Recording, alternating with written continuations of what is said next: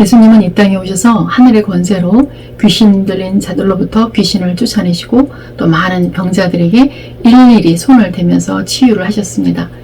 우리는 그분이 하신 일을 보면서 눈이 휘둥그레지지만 그분이 하신 일은 사실 하나님 나라의 속성을 드러내는 그런 일들입니다. 예수께서 이 땅에 오셔서 하신 첫 번째 일은 하나님 나라가 이미 이 땅에 왔다라는 선포와 함께 하나님 나라를 완성해 나갈 그 제자들을 부르시는 일이었습니다. 누가복음 5장에서 누가는 1절부터 11절까지의 그 제자를 부르시는 일들을 기록하고 있는데요. 당시 예수님은 게네사렛 호숫가에 서 계셨습니다. 게네사렛은 갈릴리 호수의 다른 이름인데요. 그 당시에 그 갈릴리 지역에서 그 가버나움이라는 그 조그마한 도시에서 예수님은 베드로의 장모의 그 열병을 고쳐주신 일과 많은 병자들을 고쳐주신 일 때문에 슈퍼스타가 되어 있었습니다. 그래서 단순한 그 호기심을 가지고 몰려온 많은 무리들에게 예수님은 하나님의 말씀을 가르치셨죠. 그러나 그의 관심은 호숫가에 있는 두 척의 배와 지금 막 조업을 끝내고 그물을 싣고 있는 어부들이었습니다. 예수님이 처음 부른 그 제자의 이름은 시몬인데요. 시몬은 시므온, 쉐마와 그 뿌리를 같이 하고요. 들으라 라는 뜻입니다. 그래서 예수님의 제자가 되는 첫 번째 길은 들음에서 시작된다는 것을 알 수 있죠. 무리에게 가르침을 끝내신 예수님께서는 시몬에게 깊은 데에 가서 그물을 내리라라는 지시를 내리십니다. 이미 예수님께서 자신의 장모의 열병을 고쳐주신 그 일을 겪으면서 그분이 심상치 않다는 것을 알았던 시몬은 예수를 선생님이라고 존경하는 호칭을 부르면서 자신들이 아무 소득 없이 허탕치고 지금 막 일을 끝낸 상태라는 것을 넌지시 알립니다. 지금 배경이 되는 갈릴리 호수는 고기를 밤에 잡습니다. 그 호수는 해면이 해면이 낮아 해수면보다 바다의 갈릴리 호수가 낮아요. 그래서 212m 정도 더 낮고 길이는 21km, 또 폭은 12km 정도 되고요. 가장 깊은 곳은 44m 정도 되는 곳이라는데요. 그곳에 고기들이 있다가 밤이 되면 해안가로 나옵니다. 그래서 밤에 고기가 많이 잡히는데 어쩐 일인지 지난 밤에는 얘네들이 안 나온 거예요.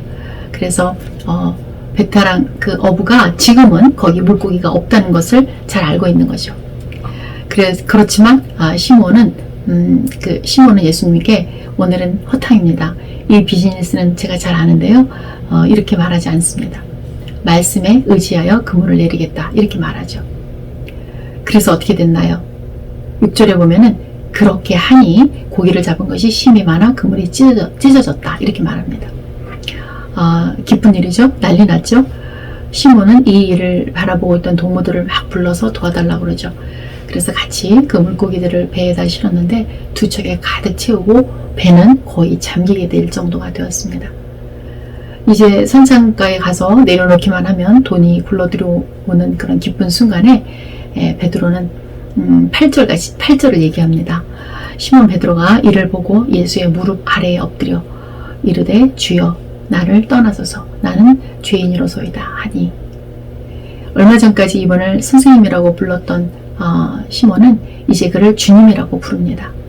자신의 죄가 생각나면서 이분이 정말 하나님의 아들은 아닌가 이런 인식의 변화가 오는 것 같습니다.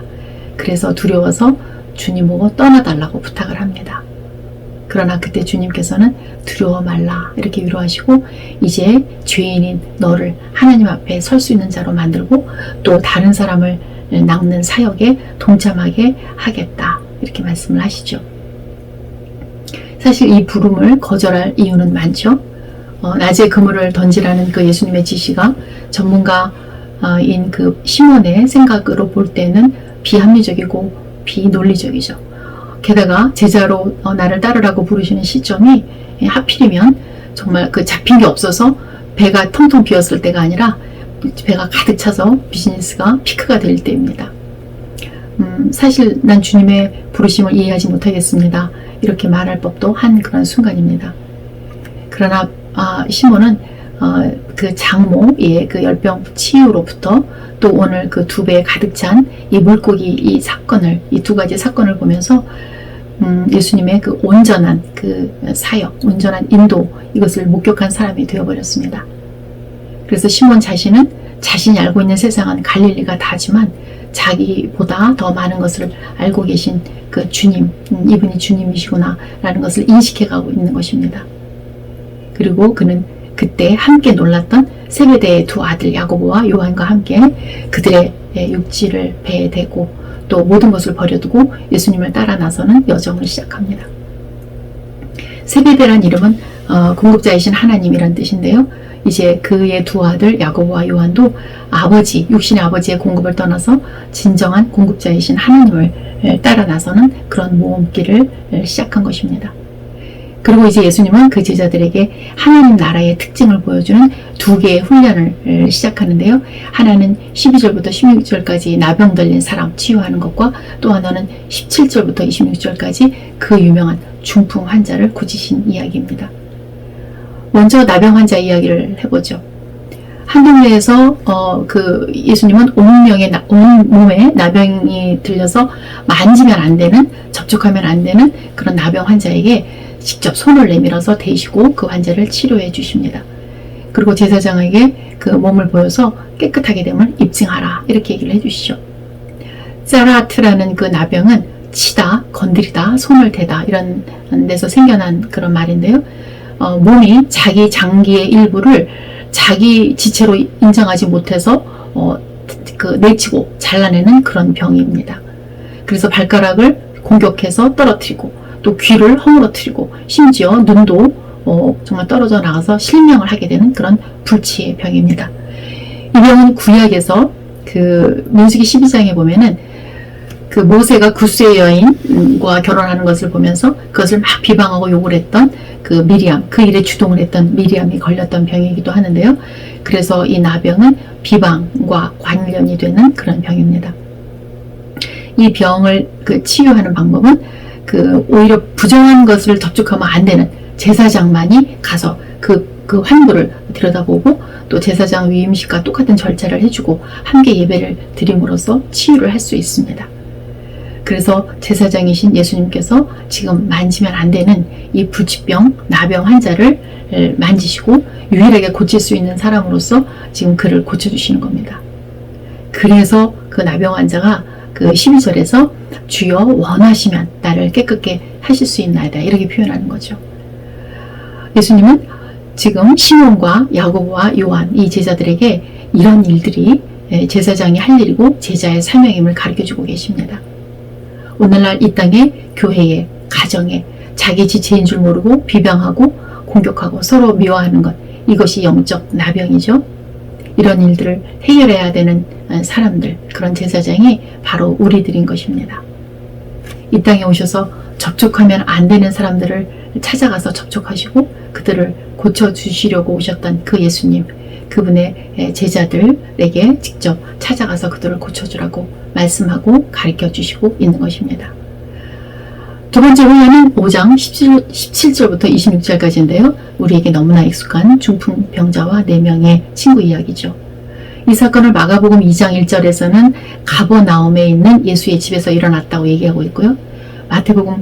누가복음 5장 17절에서는 그때 예수님에게는 그 병 고치는 능력이 임해 있었다 이렇게 기록을 합니다. 그때 그곳에는 갈릴리 마을 사람들과 유대와 예루살렘에서 온 바리새인들과 율법 교사들이 꽉 차서 들어갈 문이 막혀 있었다 이렇게 표현을 하는데요. 그래서 지금 마땅히 치유받아야 할 중풍병자가 그 집을 들어갈 수가 없게 된 것입니다.